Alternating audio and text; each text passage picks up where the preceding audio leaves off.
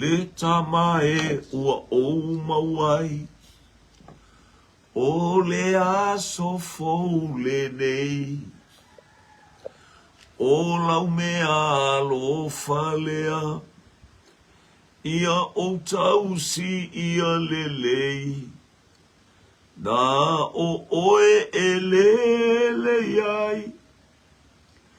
Le nei aso ua au mai. Na o oe e le iai. Le nei aso ua au mai. Pe fetau I mamai lei. Aua o te faa vai vai. O oe e faa fela vei. O oe o te sa oai. Na o oe e le iai. Le nei aso ua au mai. Na o oe e le iai. Le nei aso ua au mai. O mea e tutupu ai. Mea lelei e fiai.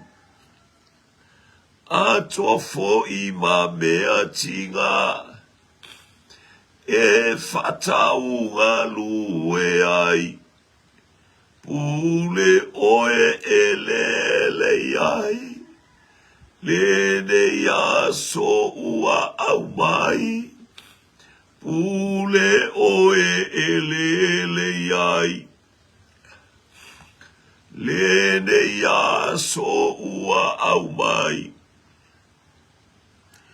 O mea e tutupu ai. Mea lelei e fiai. Ato fo'i ma mea tinga. E fatau ngā lue ai. Na o oe e le ai. Le nei aso ua au mai. Na o oe e le ai. Le nei aso ua au mai. Hallelujah. Hallelujah. Hallelujah. Hallelujah. Vi ia le atua le tamā, vi ia le atua le alo, vi ia le atua le nganga pa ia. Osana, hallelujah, Osana, hallelujah, le leo mamoe le lei. Hallelujah, Yehova le leo mamoe le lei, o ia le aise mea o te mativai. Te hapea ule mea o ia ile vau mua o te ta otoa ia vi ia no suafa e whawau. Tuma watu ia te oele vi inga le whamanu ma le whane ta watu le taulanga pati, le taulanga vivi, le taulanga pisenga, hallelujah, whamanu o mātou loto ia te oepa, ia oio, whama maulo malofa, whaftai nei vaengore, tai au, ia, mātou iaile le ia iau whamanu ia lo wainga e lunga upenga ta whailangi ta māti nā uso matua whawhine au nā laua fio, iai pēr lau whamanu ianga le ia le au noa whatasi maia, I le maftanga I le neitu aso. I umea uma I lau vi inga nganga pa ia tātou malau fio na Yesu. Amene, amene, amene. Ia, whatalofa lei, maenga o le tai au. Talofa iso se tasi o ngai mai. Hallelujah, hallelujah.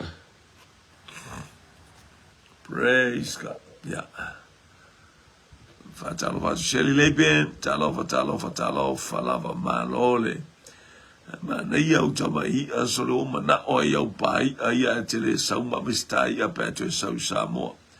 Talo sanga so seiete talofa. ana melei ia le tayao ia amu ia tu le tua ile ngai mai su tatu inga hallelujah fatalo for the global kingdom ia tau mai for istemi ia le uso ona hallelujah ia mai preta ale tua ia ona le tua o fail fasoa o wasi o tatu inga ilunga o penga tafa ilangi hallelujah. Talo fatu le uso ya mayaba. Fetu fu mayaba bi ia leli. Le ai mesho tato ainga malu luari ma to wali. Tu amaru ko fiu fofongi suari. Ia leli. Wa umal malu lui ya uto ni usila ma Australia le wala foma ya ma to sole. Fai ya singa ma ingi on me. Bieleli. Lela tali tu la lima.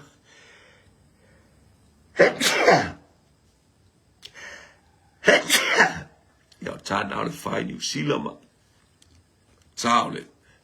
Lua pole tasi tonuo. O Australia ya le tali tu la ono itono Hawaii America le tali tu la valu pea o svola tu sfulu pali lo le tau time America yeah I'm sorry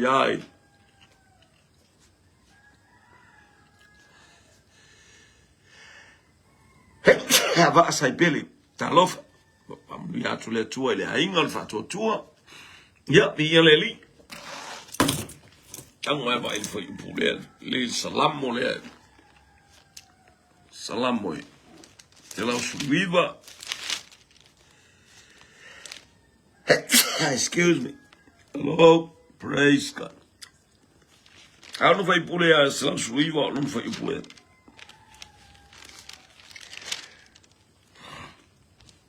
salam lima o la fionga Ieleli la fionga o le sulu yo vai male mala malama ilo wala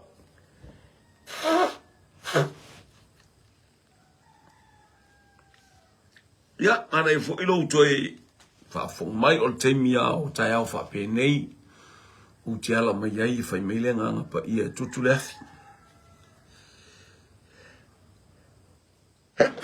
tutul sulu passing the torch ya yu ana vai male ya fa malo si male nga pa ia tu me tutul sulu nei tai au sulu le e suai lo hallelujah e tala fa mel nei tai ya e ua ma e tamo ma e po se fe au nga mo oi e sungi ai le ala o le anga ia tua a o anga i matufo i po e tala fa le fa tau o le malu taiao ia na fo o yel temi o le malu taiao fa le nganga na tala le fa mai le nganga pa ia tau tutul sulu tau fetuli tangata uma le taiao apo e fa mala mai o lo fiongo le sulu ia vai male mala mai o wala ni ia le tu o le fionga le tu o le upo le tu tutu e ta mo e ma oe o ta mo e ma o tatu tau fetuli mo i tatu po le ASMF so ne tu ai le amatango ki lau ta vale a matana i tonu le fale fai lau ta talo la sauni la ngā luenga ia pe sauni fo i talo fai sin sa vale lunga le ia o le footpath ia le li a o sulu o tu se mala malama yo o i lau sa vale yo o i lau tau tala yo o i lau ba ai hallelujah ola mo wai su ia le tua e fionga le tua le fe memta le vai po su taso ta o ple su o o te wi lo to la o fionga ne io le fionga le tua le o te wi lo de po ta mo e mata to wi le ta yao ma le taimi ya se fa amala malama tu fa mo yanga le tua i le ai tu ma le tu hallelujah ai misia o te le fa faina e alo ma le sulu e te mana o fa mala malama le tangata ai le mala malama oi e ta tawana e mala malama mua e le i o atu le sulua lava alva e mei o le tangata so longa o lo wafu lau ta moe haleluia o au whaatinonga e whaile tae au ma le tae o le sulu mumusa e sai haleluia o saunia e le atua mo le soifua mo tato wola te ta moe i ma oi le taimi ma le tei whaftai sa moa mo le atu pea le whaftai mo lo ua tunu haleluia mo uso mo utua whafine o whain tato mafuta o no la o tauta talo mo le tato polo kalame le ngata fo i lea o si o tato malo sa mo e pea na mo le atu le nganga tato tau whaita talo o a mea uma ua iaile polo kalame tato te fia tato te fia ia ua e fo le taimi ua se malo lo fo ili si vaenga e ori si au vaenga e tau futuri ma le afi o le afi o le nganga pa ia tato te talo ina ia tau fetuli mai le ai o me nei taimi ua faale nganga ia soifua ma o langa o tangata o lauta talo ma lauta talo e manuia ai mea upa te whatuatua mai wha haleluia mai whatatari ili atua haleluia e tō la i mai se whainga malo mata ngofie e se fo ilo na swinga ia vi ia lele i tato oli ma fia o tato roto o tato te tō la fua ina si o tato watunu inene i sisila mai le atua i o tato winga ma tato wa mio ma mea tato te whaia ele o tu sai i tato o stangata tau ma losi mai lele e ma pia al vase e fo il teimi e malo lo ele au tau se i malo lo fo le au tau io e vi ia lele pe tato wa il teimi o sua ma vi ia lele praise God ia no malo lo i kirkala ia tapena pena ai mea umalam tapena mo le anga ia tu e tau tau tele tonu o le nu o le atua vi ia lele ia pe ia na e whafonga mai hallelujah passing the torch haro laua fionga o le sulu i o mai malama i o wala so sta ngata e sa vali ma le whatua tua sa vali le talitonu o lo sa vali whaamanuianga le atua e te inua ama e ai whaamanuianga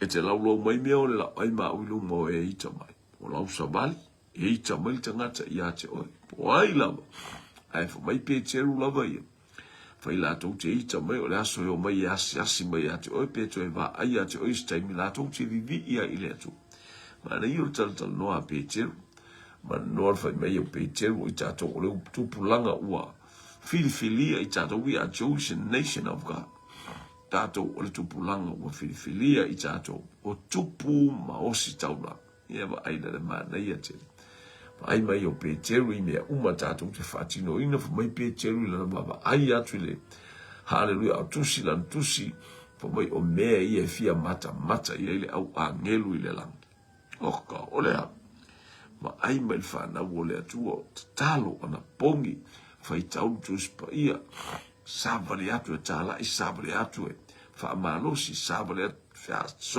songi pa ia siva ma pese alanga ile vi ingo le tu moi o mea ina mana o le fia mata i le au angelu se vai la i le mea le fai au angelu ni tai au ia tato lai mata ma ia te tato o le tato te tau fetuli ai le malama fo mai Isaia tula ia ina malama awa o mai o tato lunga le malama i o vale atu fa pupula atu e fa sulu atu inu ese le malama e on tato ia o le malama o le atua e lo se malama o se kalesia po se malama o se faife au po se malama o se tangata ia o le malama i o valo tato atua ia fo ia te ia le vi inga le wha manu ma le wha ne tanga e leo noa i te mi umala vi ia le li hallelujah o lau o fionga o le sulu i o vai a le malama tutu lima le afi oka le au le ia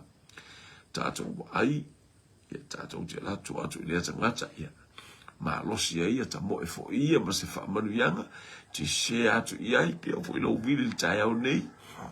Ta lo fasista, ta lo fa brother, ia ta lo fa tiakono, ta lo fa wao. Ia me ta le fitau ia ne i o le hafil bena. Ia te le fitau ia le me fiesta no ia te oi.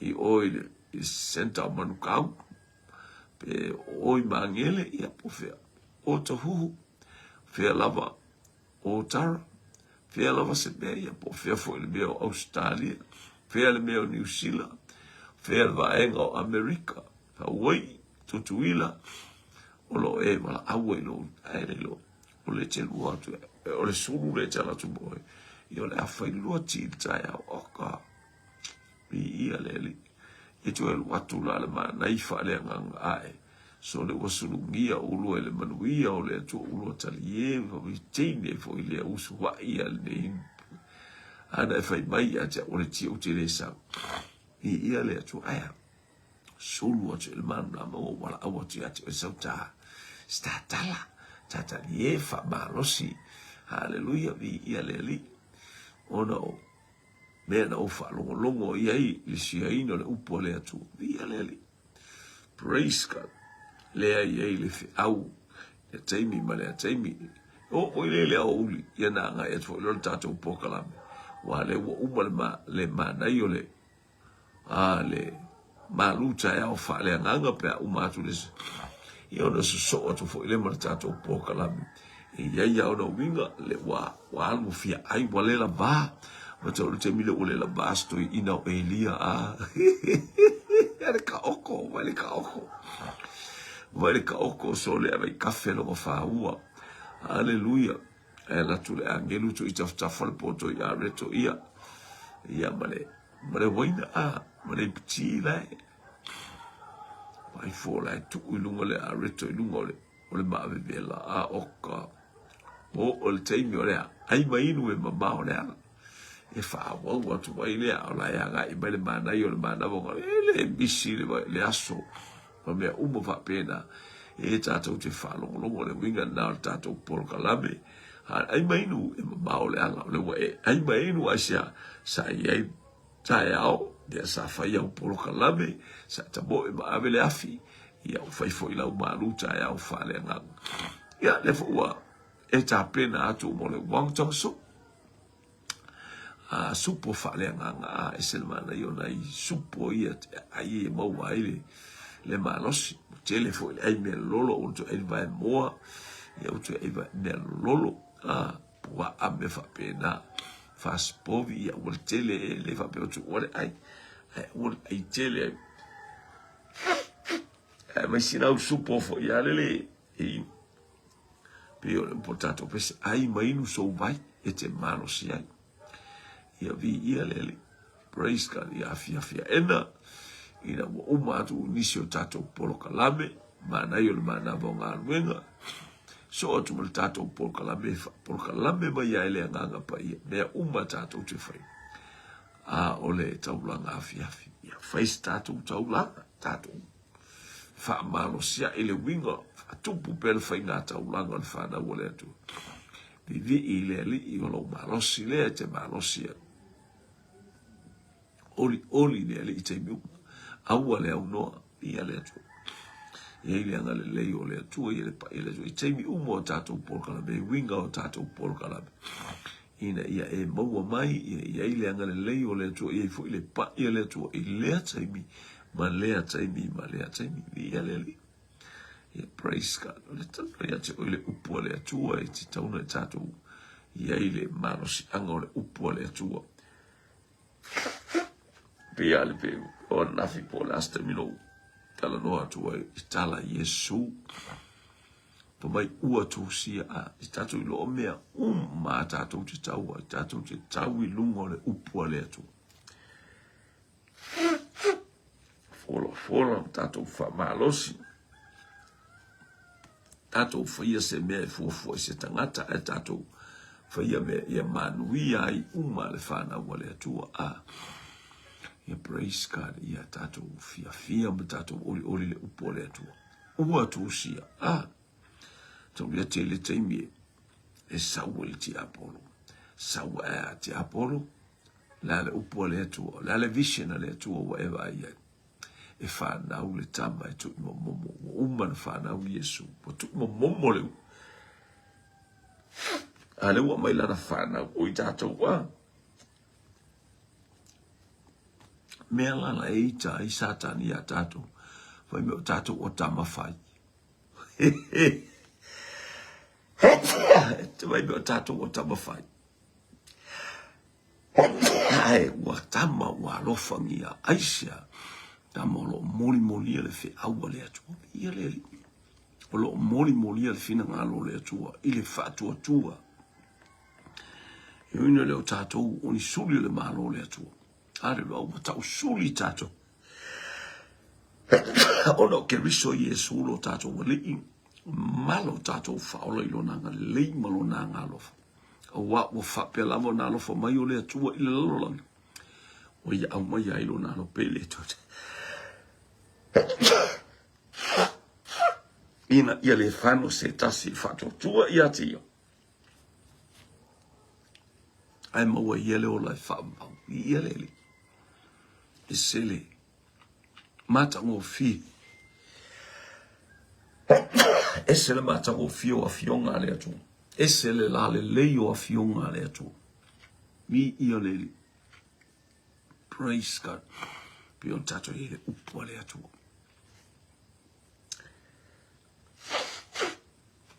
E whiatu ia su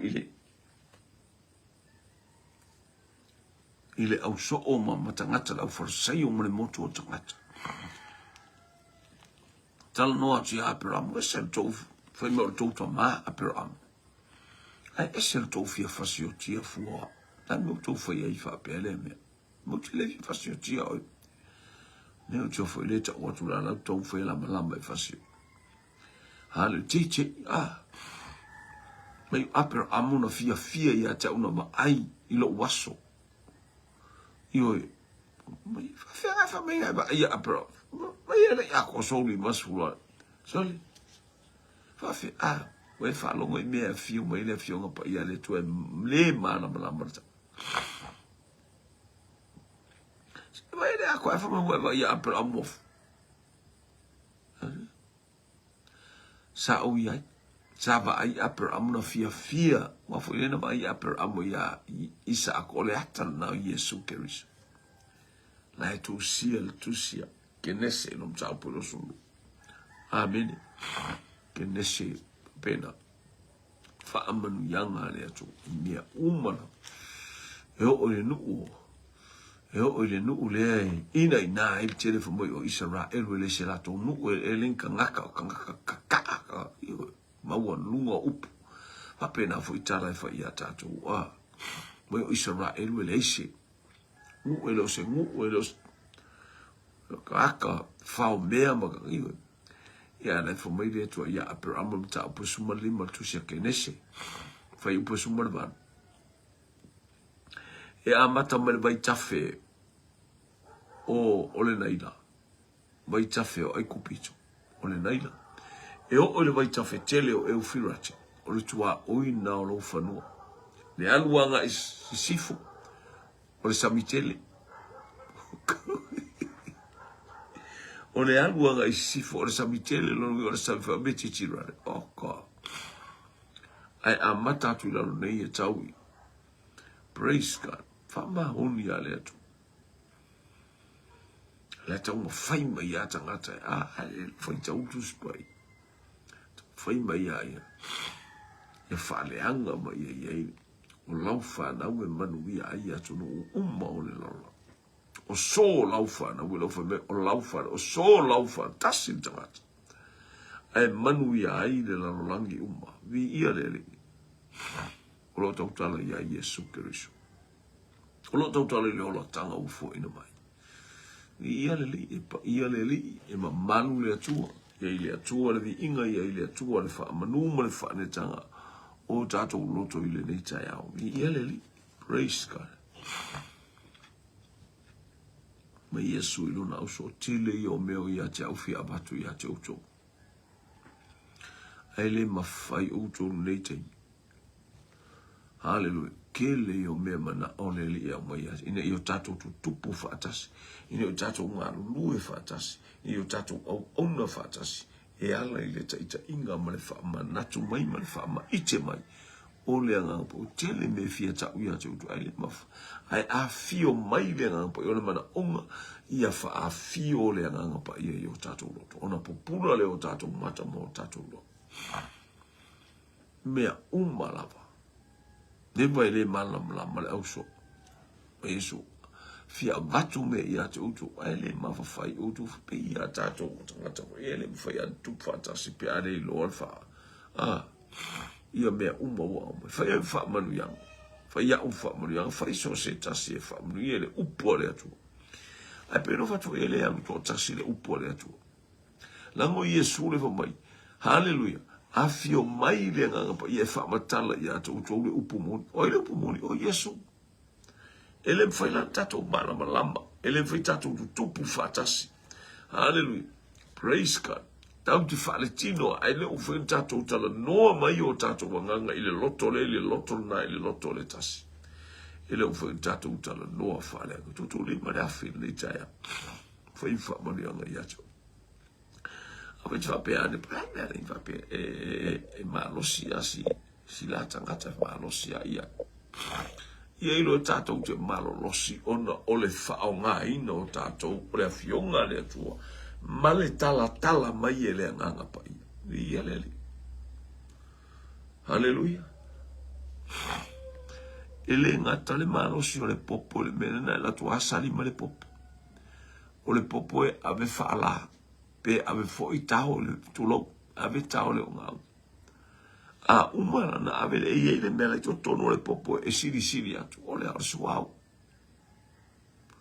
suau ele ngata tatou ele faz popo le popo la osali bai ai eles tau sabia la wes e iai fo ilisita mau a inga e siri atu ia le tamau a inga e siri atu o le mo mia e te tauna mau mal suau le popo. O le suau u lai tutono le popo. O le ata o le anganga pa ia. Hallelujah. Whaia ia u whamanu. Whaia i mea mea Ioi. Hallelujah. Awa, ma vai atu ia te o le upo le atua o le anganga pa ia. Wa u teu ilo uloto la ua fionga ina ne ia uanga sala ia te o ia. Upu ia tāpita. Teu ile loto o tangata. Le suau o le anganga pa ia. E ngā ioi mai ma wha manatu mai ma fesoasoani mai. Hallelujah i mea ina i o tātou maua le wha marosia. Ina i o tātou maua le oli e le au noi le ataimi ma le ataimi. I aleli. Ainga le whatotua ma le ainga o le atua le neitai au. I whaunu ia le atua i ate. Praise God. Hallelujah. Ma Yesu. Hallelujah. Praise God. Tele mea o fia batu. Oka le tele o mea le mana o mia e le i at wha oa ina i tato. Fa mai leo le fai puna as fulu mane wha alo le fai upo e luas fulu mane fitu. O lo umanuia fo i outia vatu i ate auto. E le pe o na vatu e tangata. E le wha tangata manuia le au mai e le atua i atato. Hallelujah. Whaalungu fo le manui a o le anganga pa ia. O lo umanuia. Wa fa le nganga po ia te avatua me o le langi. Na te whailo ia te oile le leo lo watua, le tamau a inga o lo watua, le whamangalo o lo watua, le whamalosi mai o lo watua. Hallelujah, le saolo tonga mai lo watua. Ni ia le malana whaolo tau. Mai le nganga pa ia, e se le mana ia. Ia le, lo manuia fo i o te avatu ia te. E maua la e tangata tu tupu whatasi. E ola whatasi. Pe lua pe to tonu e tu tupu whatasi. E manuia aile to tele o tangata. Kwa vai na to se furulua na o yelmele. Na ole to se furulua na o esara o ngai anu Yesu o male au so e to tele. Aina whapito a Yesu ina ia manava ina e lana whanau to se fulu mare to lua. Whaamanu yang ai whai e la tō matai ta i mea hallelujah ba ai mai le no le tu topu whatasi ma le tu tō whatasi ele tō tele takata a o ola ina manuia pe foi o le tama tina o le manuia o onua e manuia ai le lua whana e whai ai le lua whana ma whana o wha manuia e tama lo ia ko po mauna tai tolua na wha manuia ai le ainga le tu whatas tamaiti e uina whese se ai la aina ta pena i le atua tangata e to tasi o Iosefa e na te whaua o langorai e uina ese le manato i Israelu ia Yesu mo lato winga haleluya lato te le iloa le meanga e mai e Yesu na le paualea o le atali i o Iosefa o le atali i o Iosefa e le aima stasio i lato o le alo o le atali i o Iosefa le pete le mai le ia base le vape na tia e le atua aua ne i whaai loa ia ne i o lato popoto haleluya ale fa bale tusia na tia le atua ia te lato la fa bale tusia kolnito mo kolnito mta upu e lua fai upu e valu iva ana se i o lato i loa valu upu e valu luar ko mo kolnito mta upu e lua fai upu e valu ana se i loa e tangata nei o le ali i lea man fa lato te le fasio tia Yesu amen aina tu ia ele to se fai se lato ngalu se io lato sa i mo lato baba haleluya ina ia maua le tutupu fata sa wana tau ia oka aya na tia ele to fa mai ana se i loa li praise God te manu lato te le fasio tia le alo le atu amen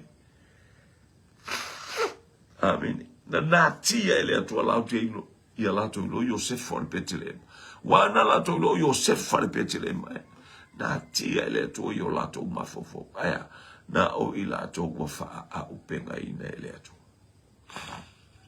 na nue fatasi work together to topu fatasi o kase manui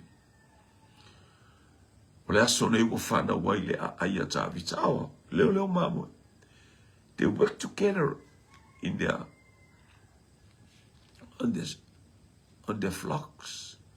Hallelujah. When the voice from heaven, the angel came and showed them, hallelujah, in Bethlehem, they are born, hallelujah, in a manger, hallelujah, the baby that is the king of Israel, hallelujah, in the land of Bethlehem. Ile ayo Bethlehem. Hallelujah. In the hallelujah. Ema moe ai povi. Ia na fale o manu. La e fa na wele. Oto wale. Ole ele iyo. Tasi lo la to o fatasi.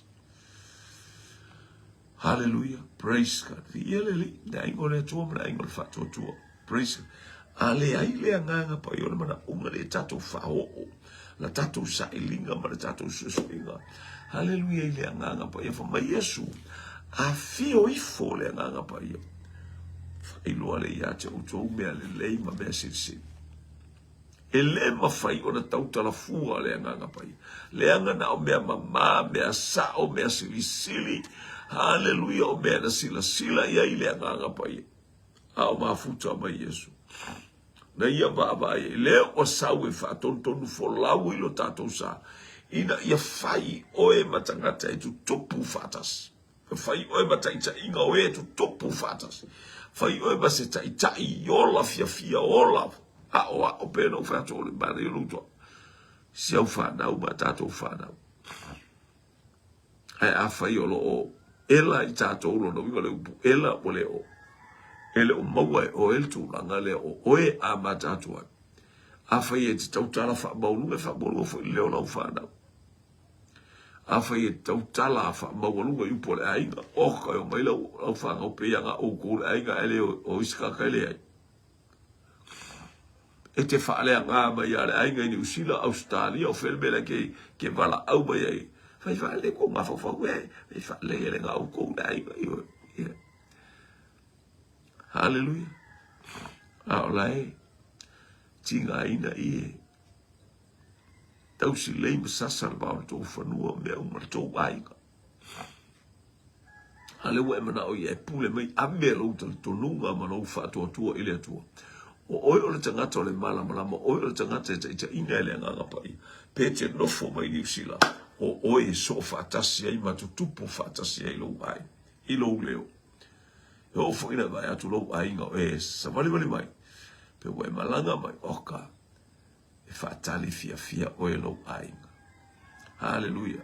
Praise God. E lo whaatali atu on tupe, lo whaatali atu o aia. Whaftai wa e sio mato uto fini, sio mato uso. Hallelujah. Sio mato uto ma o hanga imai. Fia ma oli o lato. Ia leli. Au alu sa vai. So le peo le whakaringa o le kupu. Eu te le whai atu la e whapeo na whapeo whai fia auru usau. Aile ai. E ese apolo kalambele atu e umai atea. Ese apolo wala tua i te. Na i o uso. Oka. Vi ia le li. Fia ma oli na i o lato. I to lua ma na i o lato whanau. Pea ma oi sa vai. Oi o le tise i ate oi le anga le lei o le atu. Le anga le lei o le atu e le o au. Ilo lo to lua e le o se tasi. O le taita inga le anganga pa ia tātou te loa le mena whamai le anganga pa ia tātou te whai. Tātou te loa le mena taita ia tātou le anganga pa ia ilma aime vas. Po la me fia e pe kako au. E tau fo i whai whapena pe ahalu fa fine i eno na aina. Pe ahalu fo i tamale whai a vale alu e te luo le ainga o lau tolu. Ai a te loa tu e fia mai le ainga. Ai sea, so se teimi vai meo e mo e atu mole.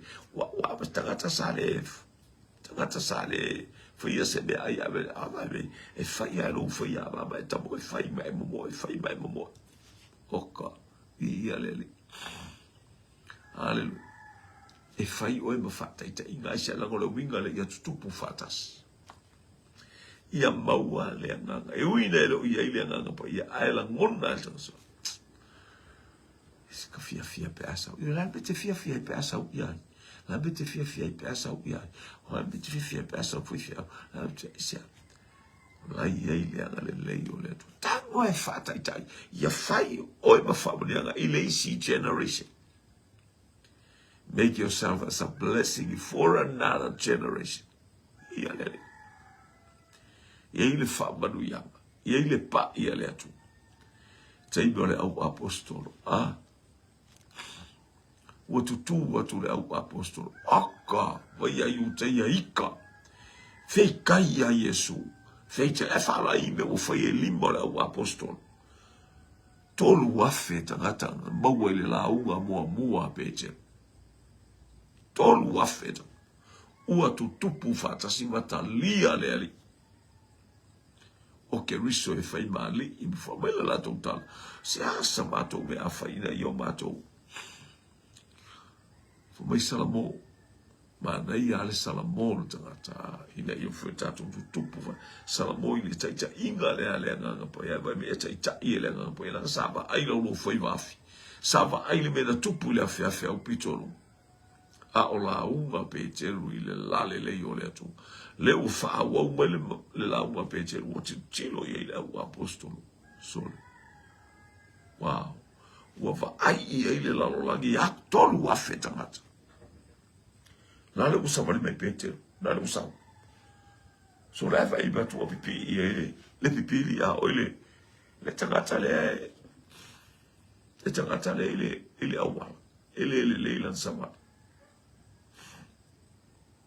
mai sina tupe aya wa vai na to luata kata yo to ala ua ia na foi le bole a ver le fe au le tupu fatas ole la le se tupe mali lo loto ai o sua foi isso na foi a tua mage e lu mal pili hallelujah mage e o te va vai a come lo sa fare mai kau fe kuli mai ska ofie tale ale so se la pa o se so le oso ala oso la oso sa vale musa se a família e ele tu amen família e ele tu to la uma pecheru ina uma la lima afeta mata over to male valua femona to almost 10,000 aya la ya loto leanga la ya le loto matanga le loto pala la ile a was taunang sin la ile au sa tsukai o male au forsai aya praise God for my peteru ila na tusifa apostol o le mela to te fai upo e fai upo leanga ia ile aso atu ia te o la to te vivi ai vai na o mele le ia te fai la to te vivi ia ile atu tutupu fatas hallelujah praise God mea matanga la to te fai aya a wala na wai wa tutupu fatas wa suia o lato loto matanga mo lato loto parapala mo lato winga le tawalo o le leanga aya wa lato vivi ile tu wai vivi ile tu wa lato wai son esel matautia wi ele aga le tu ya te o le taya famulu ile tu ya to le pe upole tu ua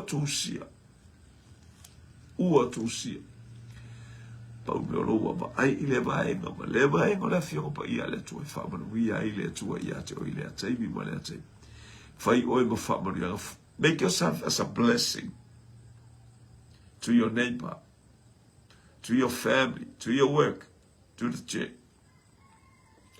For ia ile vi inga ile tu fa taita mai na up ke riso o e to tasi ala ine o e na fa tonu mai o ena e failo mai hallelujah mato fatali mawe mato nganga pa ia a waile tau tala na oia a me umana ia sila ma ai me na te failo oli ai o mato loto nei vai ngol taya famanu ia tutu limo le afi famanu ia tu ilo wainga famanu ia tu itam matini la tamama tina o ona ina ia lu male afi la usava fata wa ia te mato wa vi inga fo ia to no Yesu amen praise God ia ngale tu o te lo le uli nei o le uli ia e tau fa tu tato por kalame ia ai mai no ma le vi ele tu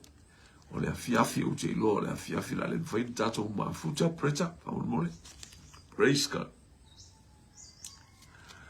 ia ra le foi no ma futa tu ile va en un le ongo ye lo wala ubia e se tasio o conferencio lo fai ia le la unga ile upo le tu ia te mo bia o te talo mai se mo bia o la fu mai lo wa tanga lu fatasi ia to e fa manatu atu hallelujah pe atas fululu ai mai no e mamau le ala la wo una tautua ia te o ile nganga fa mau na lo na o Yesu amen.